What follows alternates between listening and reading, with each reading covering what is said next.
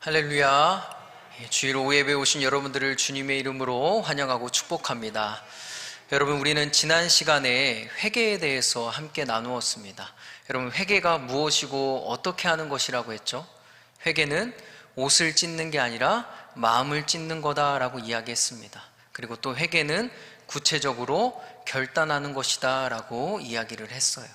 오늘 우리가 함께 읽은 이 본문의 말씀은 이스라엘 백성들이 그 구체적인 결단을 하는 내용입니다.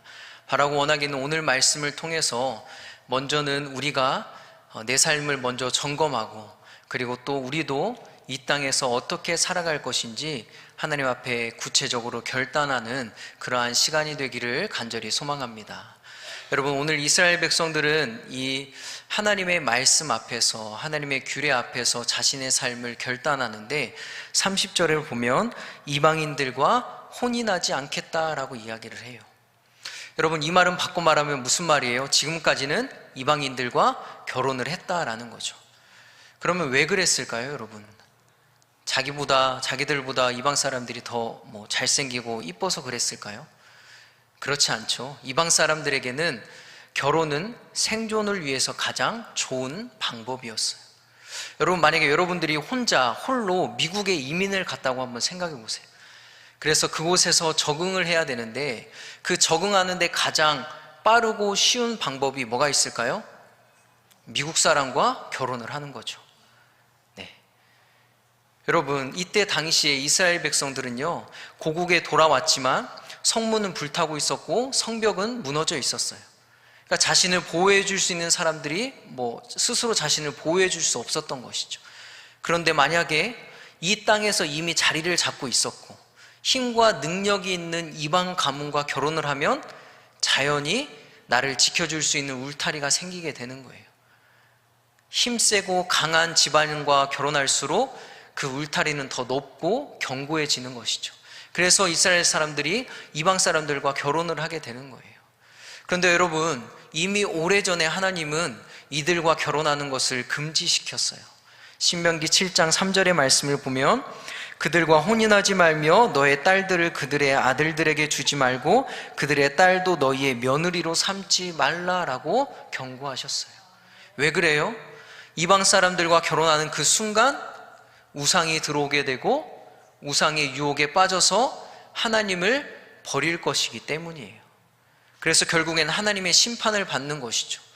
여러분, 이것을 잘 보여주는 성경의 인물이 솔로몬 왕이고, 그리고 이것을 대표하는 역사가 이스라엘의 역사였다라는 거예요. 근데 여러분, 놀라운 것은 고국에 돌아와서도, 그렇게 해서 망했는데 다시 고국에 돌아와서도 이들은 이방 사람들과 결혼하는 것을 단호하게 끊지 못했다라는 거예요.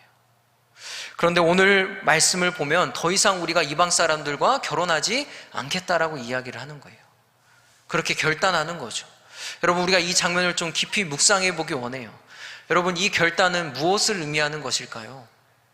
그냥 내가 단순히 이방 사람들과 결혼하지 않겠습니다, 하나님을 믿지 않는 사람과는 결혼해서는 안 됩니다 라는 것을 이야기하는 것이 아니에요. 이것은 본질을 다루고 있는 거예요. 무슨 말이에요? 이방 사람들과 결혼해서 밀려오는 우상을 차단하고 우상의 유혹을 끊어내고 깨졌던 하나님과의 관계를 내가 다시 세우겠습니다라고 지금 이스라엘 백성들이 결단하고 있는 거예요. 단순히 결혼의 문제가 아니라는 거죠. 여러분, 이전에 이스라엘 백성들은 하나님과 어떤 관계였냐면 언약의 관계였어요. 이 언약의 관계라 함은 하나님은 나의 아버지가 되고 나는 하나님의 자녀가 되는 관계예요. 그런데 여러분, 이방인과 결혼을 하면서 그들이 믿는 신과 종교가 이스라엘 백성들의 신앙을 위협하기 시작하는 거예요. 심지어는 우상들이 하나님의 자리를 차지하고 그렇게 이스라엘 백성들을 무너뜨리는 거죠. 그래서 여러분, 그렇게 이스라엘은 아버지 되시는 하나님을 버렸고 아름다운 언약의 관계는 깨져버렸다라는 거예요. 여러분, 우리는 이것을 통해서 무엇을 깨달을 수 있어요? 하나님과 나 사이에 우상이 있으면 그 우상은 나와 하나님과의 관계를 끊어버린다라는 거예요. 그런데 여러분, 잘 보세요. 우리가 살고 있는 이 세상에서 얼마나 많은 우상들이 있나요? 그리고 이 우상들이 하나님과 나와의 관계를 끊으려고 얼마나 많은 위협을 하고 있나요? 그런데 이때 여러분, 우리는 하나님께서 이미 오래전에 우리에게 하셨던 한 말씀을 떠올려야 해요. 하나님께서 십계명을 주시면서 말씀하시기를 너는 나 외에 다른 신을 내게 두지 말라라고 분명히 말씀하셨어요. 여러분, 이것은 히브리어 원문에서는 내 얼굴 앞에서라는 말이 들어있어요. 그래서 어떤 사람은 이 얼굴 앞에서 이 말이 성전을 가리킨다고 해서 어떻게 해석하냐면 성전에서 나 외에 다른 신을 두지 말라라고 이야기하셨다는 거예요. 그런데 여러분, 사실 이것은 그 말이 아니라 성전이든지 성전 밖이든지, 다시 말해서 내 삶의 모든 중심, 모든 내 삶의 중심에 하나님, 곧 내가 있기를 원한다라는 말씀인 거예요. 내가 걷는 모든 걸음 가운데 하나님이 있기를 바란다라는 거죠. 오직 하나님만 사랑하기를 우리 하나님이 바라고 원하신다라는 거예요. 그런데 여러분, 잘 보세요. 이스라엘과 이 하나님 사이에 줄곧 뭐가 껴 있었어요? 바알과 아세라, 우상들이 껴 있었죠. 그래서 여러분, 이스라엘 백성들은 자신들의 삶의 중심에서 하나님을 삶의 중심에 두지 못했던 거예요. 하나님만 온전히 사랑하지 못했던 거죠. 왜요? 그 사이에 우상이 껴 있었기 때문에.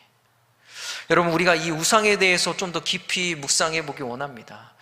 우리가 살고 있는 이 자본주의 사회에서 아주 강력한 힘을 발휘하고 있는 우상이 있다면 뭐가 있을까요? 제일 강력한 우상, 여러분, 흔히 사람들이 4가지가 있으면 행복할 수 있다라고 이야기해요.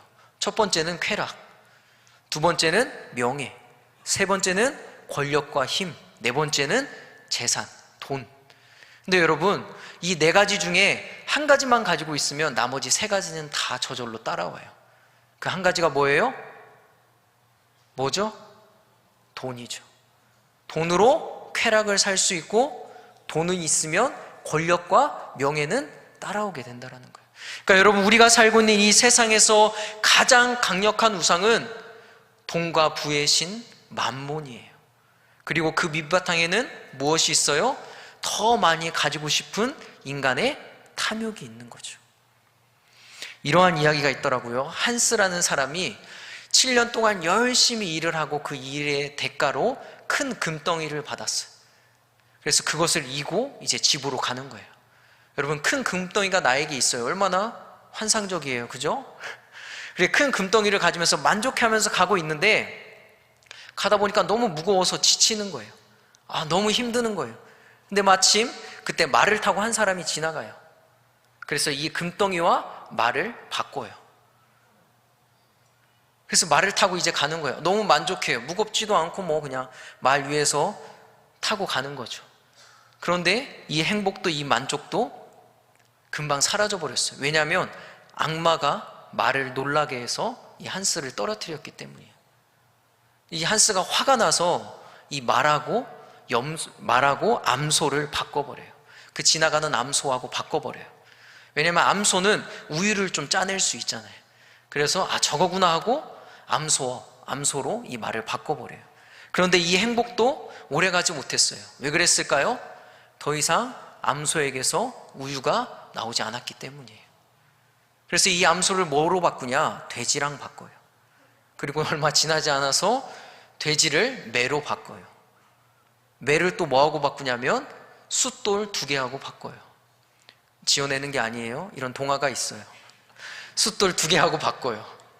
근데 이 숫돌을 가지고 가다 보니까 너무 무거운 거예요. 지쳐요. 너무 힘들어요. 그래서 가까스로 물을 찾은 거예요. 그래서 물을 마시려고 고개를 숙였는데 뭐가 떨어져요? 숫돌이 떨어져 버려요. 근데 놀랍게도 숫돌이 떨어지니까 몸이 너무나 가볍고 홀가분하고 행복한 거예요. 비로소 숫돌을 잊고 행복해져서 이 한스가 하나님 앞에 감사의 기도를 드려요. 어려울 때마다 저를 구원해 주셔서 감사합니다. 그렇게 모든 불행의 조건으로부터 해방된 빈털터리 한스는 행복한 마음으로 집으로 돌아갔다고 합니다. 끝. 무엇을 이야기하는 거예요? 이야기가 뭘 이야기하는 거예요? 행복이 무엇을 가지는 소유에 있는 것이 아니라는 거죠. 그런데 여러분, 많은 사람들은 더 많이 갖기 위해서 미친 듯이 달려가요. 그런데 여러분, 이 탐심을 성경에서는 뭐라고 정의하고 있는지 아시나요? 골로새서 3장 5절의 말씀인데 함께 읽어보겠습니다. 그러므로 땅에 속한 지체의 일들 곧 음행과 더러움과 정욕과 악한 욕망과 탐욕을 죽이십시오. 탐욕은 우상 숭배입니다. 탐욕이 뭐예요? 우상 숭배다라고 이야기해요. 여러분, 많은 사람들이 이 탐욕 때문에 소중한 사람을 잃어요. 가족이 해체돼요. 더 심각한 건 뭐냐면 탐욕 때문에 신앙을 잃어버리고 하나님을 떠난다라는 거예요. 더 많이 갖기 위해서 세상과 타협하고 더 많이 갖기 위해서 하나님이 하지 말라는 것을 아무렇지 않게 한다라는 거예요. 그렇게 탐욕이라는 우상 때문에 하나님과의 관계가 깨져버려요. 하나님을 아버지라고 부르면서 그분이 주시는 은혜를 누리고 그분이 주시는 사랑을 먹고 자라는 특별한 관계, 이 특권을 제 발로 차버린다는 것이죠. 그럼 여러분들은 지금 어떤 삶을 살고 있으신가요? 여러분들은 어떠신가요? 나도 더 많은 것을 가지기 위해서 하나님을 잃어버린 채 그렇게 앞만 보고 달려가고 있지는 않으신가요? 여러분, 탐욕뿐만 아니라 자녀가 성공이 나의 우상이 될 수 있어요. 그것이 무엇이든지 어떤 우상이든지 우리는 이 우상을 하나님과 나 사이에서 제거하고 하나님과 나의 올바른 관계를 다시 쌓아가야 된다라는 사실입니다. 여러분, 제가 말씀을 묵상하면서 한 가지 깨달은 것이 있어요. 오늘 말씀은 이스라엘 백성들이 하나님 앞에서 자신들이 어떻게 살아갈지를 구체적으로 결단하는 내용이에요. 그런데 여러분 보세요. 이스라엘 백성들이 하나님, 내가 매일매일 살찐 짐승을 하나님 앞에 바치면서 제사를 드리겠습니다라고 하지 않았어요. 더 많은 헌금을 드리겠습니다, 더 열심히 봉사할게요라고 하지 않았어요. 그들이 제일 처음 결단한 게 뭐예요? 첫 번째 다짐한 게 뭐예요? 이방인들과 결혼하지 않고, 그래서 우상을 끊어내고 하나님과의 관계를 회복하겠습니다, 다시 세우겠습니다라고 결단했다는 거예요. 왜 이것을 첫 번째로 결단해요? 이게 제일 중요하기 때문이에요. 이게 제일 먼저 해야 되는 거기 때문이에요. 그래서 하나님께서 십계명이라는 10가지의 계명을 주셨는데 첫 번째로 뭐라고 말씀하셨어요? 너는 나 외에 다른 신을 내게 두지 말라는 거예요. 너와 나 사이에 무엇을 두지 말라는 거예요. 하나님이 첫 번째가 돼야 된다는 거죠. 하나님과 너와의 관계가 제일 먼저 중요하다라고 말씀하고 있는 거예요. 여러분, 우리가 제일 먼저 회복해야 될 것이 뭐예요? 하나님과의 관계예요. 이것보다 중요하고 시급한 것은 없다라는 사실을 여러분 기억하기를 소망합니다. 그러므로 이제 우리는 결단해야 돼요. 하나님, 내 모든 삶의 중심에 하나님을 두겠습니다. 내 모든 걸음 가운데 하나님을 두겠습니다. 오직 하나님만 사랑하겠습니다라고 우리가 하나님과의 관계를 다시 한번 세우기를 결단해야 된다는 거죠. 그런데 여러분, 놀라운 건 하나님이 우리를 너무나 사랑하셔서 이 은혜를, 이렇게 할 수 있는 기회를 이미 우리를 위해서 미리 준비하셨어요. 내일부터 뭐가 시작돼요? 이열치열이 시작되죠. 여러분, 이 시간을 그냥 헛되이 보내지 않기를 소망해요. 하나님께서 우리에게 나와의 관계를 다시 한번 세워보자고, 너와 나 사이에 있는 우상을 제거하고 다시 한번 그 특별한 관계로 우리가 한번 서보자고 하나님께서 우리에게 예비해 주신 은혜의 자리인 줄 믿습니다.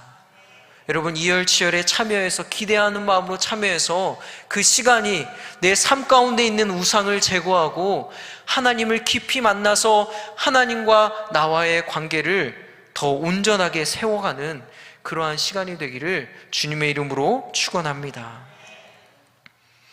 여러분, 이들의 두 번째 결단은 이어서 뭐라고 이야기하냐면 안식일과 안식년을 지키겠다라는 거예요. 31절의 말씀인데요, 31절의 말씀 우리가 함께 읽어볼까요? 혹시 이 땅 백성이 안식일에 물품이나 온갖 곡물을 가져다가 팔려고 할지라도 우리가 안식일이나 성일에는 그들에게서 사지 않겠고 일곱째 해마다 땅을 쉬게 하고 모든 빚을 탕감하리라 하였고. 여러분, 안식일과 안식년을 지키겠다는 거죠. 하나님은 안식일을 기억해서 거룩하게 지켜라라고 말씀하셨어요.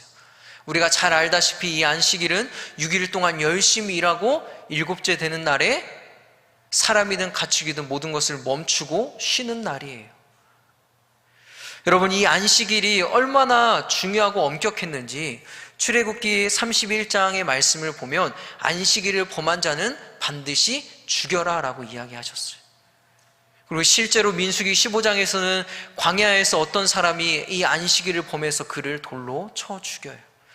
에스겔서에서는요, 하나님께서 이스라엘 백성들이 하나님을 떠난 모습을 뭐라고 이야기하냐면 그들이 안식일을 지키지 않았다라고 이야기. 무슨 말이에요? 안식일을 지키지 않는 게 하나님을 떠난 모습이라는 거죠. 심지어는 그들이 안식일을 범했기 때문에 멸망당했다라고까지 이야기를 해요. 이렇게 성경에서는 여러분 안식일이라는 것을 엄격하고 그리고 굉장히 중요한 그러한 것으로 이야기하고 있다는 거예요. 그렇다면 여러분, 도대체 안식일이 어떠한 의미를 가지고 있길래 성경에서 이렇게까지 이야기하는 것일까요? 여러분, 안식일은 그냥 그 일곱째 되는 날 모든 것을 멈추고 쉬는 것을 이야기하는 것이 아니에요. 여러분, 안식일은 그렇게 쉬면서 하나님을 기억하는 거예요. 어떤 하나님을 기억하는 거예요? 나를 애굽에서 구원해 주시고 나를 보살펴 주시고 내 인생을 책임지시는 하나님을 기억하고 찬양하고 예배하는 날이 바로 안식일이다라는 거예요. 그럼 여러분, 이스라엘은 이 안식일을 잘 지켰을까요? 아니, 지키지 않았어요. 느헤미야 13장 15절의 이하의 말씀을 보면 어떤 이야기가 나오냐면 이스라엘 백성들이 안식일인데 여러 가지 짐, 여러 가지 물건들을 챙겨서 예루살렘에서 음식을 팔았다라고 이야기해요. 그리고 예루살렘 성 안에 있는 이 이방 사람들은 마찬가지로 여러 가지 짐을 가지고 이스라엘 백성들에게 팔고 이스라엘 백성들은 그것을 샀다라고 이야기를 해요. 그리고 그 모습을 보고 느헤미야가 화가 나서 이스라엘 백성들을 꾸짖죠. 그렇다면 여러분, 왜 이스라엘 백성들은 안식일을 지키지 않았을까요? 왜 그랬을까요, 여러분? 왜 지키지 못했을까요? 왜냐하면 하나님에 대한 믿음이 없기 때문이에요. 그게 뭐예요? 어떤 믿음이에요? 내가 말씀에 순종해서 하루 일을 하지 않더라도 하나님은 나를 굶기시지 않는 분이야. 아니, 내가 평생에 하나님의 말씀에 순종해서 그로 인해서 내가 손해를 당하고 어려움을 당해도 하나님은 나의 삶을 살피시고 나를 돌보시고 내 인생을 책임져 주시는 분이 하나님이야 라고 하는 믿음이 없었기 때문이에요. 여러분, 당시 상황을 보면 이스라엘 백성들은 성벽은 재건했지만 여전히 경제적으로는 힘든 상황이었거든요. 그래서 부지런히 경제활동을 해야 했어요. 이방 사람들과 경제활동을 해야 됐다는 거죠. 그런데 문제는 이방 사람들은 하나님을 모르기 때문에 안식일에도 물건을 사고 파는 거예요. 그렇다 하더라도 이스라엘 백성들은 어떻게 해야 돼요? 하나님을 믿는 하나님의 백성이니까 그것을 안식일에는 딱 멈춰야죠. 그런데 이들도 똑같이 안식일을 범해요. 왜 그래요? 먹고 살아야 되니까. 왜 그래요? 하나님이 먹이실 것이라는 믿음이 없었기 때문이에요. 그런데 오늘 안식일을 지키겠다라고 결단해요. 안식일의 신앙을 회복하겠다라고 이야기하는 거죠. 하루 일하지 않아도 하나님은 내 양식을 채워주십니다. 지금까지 내 힘으로 아둥바둥 살았다면 이제는 내가 할 수 있는 한 최선을 다하되 비를 내려주시고 자라게 하시는 그 분이 하나님이라는 것을 인정하고 그 하나님을 의지하고 맡기며 살겠다라고 이야기를 하는 거예요. 여러분, 안식년도 마찬가지예요. 6년 동안 땅을 경작하다가 7년째는 농사를 짓지 말라고 이야기해요. 땅을 쉬라고 이야기해요. 근데 여러분 한번 생각해 보세요. 농경사회에서 땅을 쉬는 게 여러분 쉬운 일입니까? 어려운 일이죠. 그런데 어떻게 해요? 오늘 그것을 하겠다라고 이야기하는 거예요. 그것을 하겠다라고 결단하는 거예요. 그렇게 땅을 쉬게 하면서 하나님의 말씀에 순종하면서 채우시고 돌보시는 하나님을 만나고 하나님을 기대하겠다라고 말하고 있는 거예요. 더불어서 모든 빚을 탕감해주고 그 빚진 자에게까지 안식을 내가 전하겠다, 안식을 흘려보내겠다라고 그렇게 결단하죠. 여러분, 이렇게 이야기했을 때 하나님이 뭐라고 대답하실까요? 하나님이 어떻게 대답하실까요? 레위기 25장 18절에서 21절의 말씀인데 저와 여러분들이 한 절 한 절 교독하기 원해요. 제가 18절의 말씀 읽겠습니다. 너희는 내 규례를 행하며 내 법도를 지켜 행하라. 그리하면 너희가 그 땅에 안전하게 거주할 것이라. 19절입니다. 시작.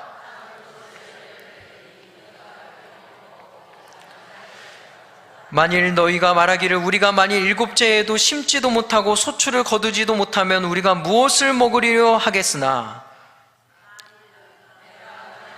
여섯째 해에 내 복을 너희에게 주어 그 소출이 3년 동안 쓰기에 족하게 하리라.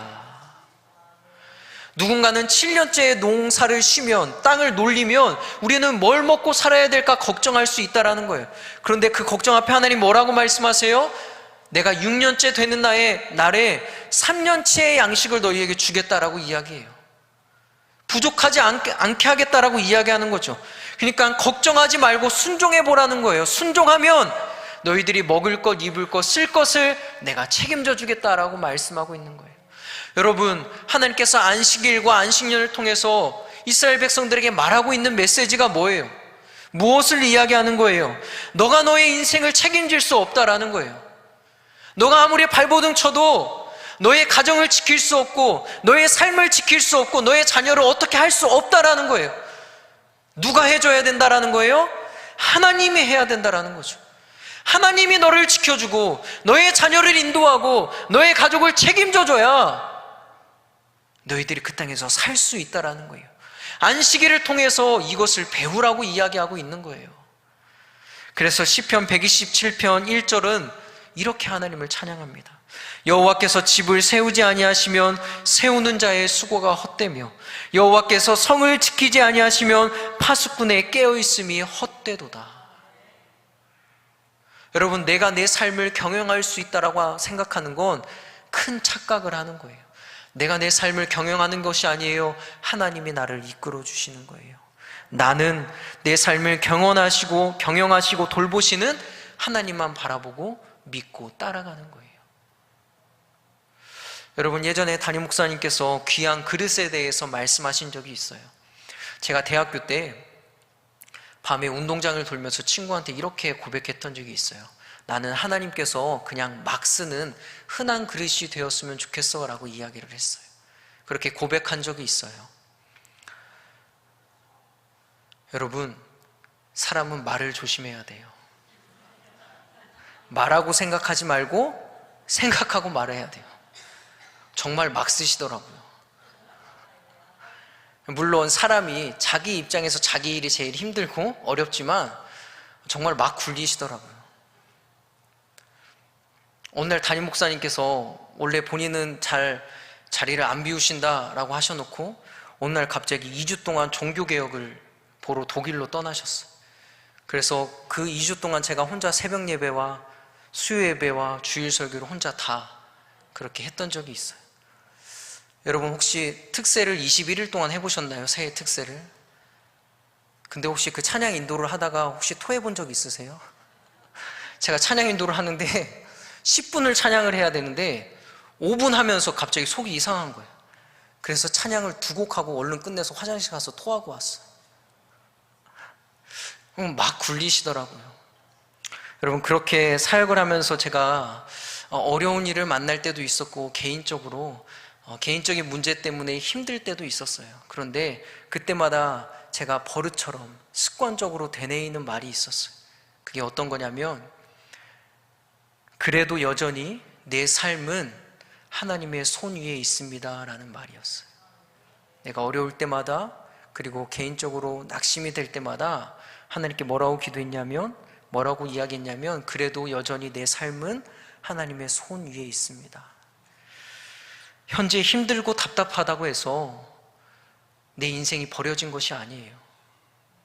그때도 여전히 하나님께서 나를 주관하고 가시고 내 인생을 주관하고 계시고 나를 책임져 주고 계시다는 거예요. 저만의 고백이었어요. 그런데 신기한 건 이 고백을 하면 할수록 요동치고 힘들었던, 어지러웠던 제 마음이 잠잠해지는 거예요. 사랑하는 성도님들, 누가 안식을 경험할 수 있습니까? 어떤 사람이 안식을 경험할 수 있고 누릴 수 있어요? 내가 내 삶을 경영하는 사람은 그 안식을 절대 누릴 수 없어요. 여전히 하나님께서 내 삶을 돌보시고 책임져 주신다는 믿음이 있는 사람, 하나님이 지켜주셔야 살 수 있다라고 믿는 그 사람이 안식을 누릴 수 있는 거예요. 폭풍 가운데서도 평안을 누릴 수 있는 거죠. 그래서 여러분, 주의를 지키는 것은, 안식일을 지키는 것은 환경이 아니라 믿음의 문제예요. 여러분, 이것을 이스라엘 백성들은 어디에서 배웠어요? 척박한 광야를 통과하면서 배웠죠. 우리 중에 지금도 누군가는 광야를 지나가는 사람이 있어요. 지금 힘들고 어려울 수 있어요. 그러나 여러분, 하루를 쉬고 1년을 쉬어도 굶기지 않으시고 양식을 주시고 생명을 주시는 하나님을 믿고 의지하세요. 내 삶을 경영하시는 하나님을 여러분 바라보십시오. 바라기는 광야를 지나는 그 시간이 눈물만 흘리는 시간이 아니라 이 하나님을 배우는 시간이 되기를 간절히 축복합니다. 그렇게 된다면 여러분, 마침내 우리는 안식을 누릴 수 있게 될 거예요. 이 은혜가 저와 여러분들 가운데 있기를 주님의 이름으로 축원합니다. 여러분, 세 번째로 이스라엘 백성들은 성전을 향한 결단을 합니다. 성전을 향한 헌신을 결단해요. 먼저는 성전세를 내겠다라고 이야기하죠. 성전에 필요한 것들을 채우는데, 사는데 필요한 성전세를 내겠다라고 이야기해요. 그런데 여러분, 사실 이스라엘 백성들이 성전세를 낼 만큼 그렇게 넉넉한 생활은 아니었거든요. 그런데 하나님의 성전을 사랑하는 마음으로 자발적으로 헌신하겠다라고 이야기하는 거예요.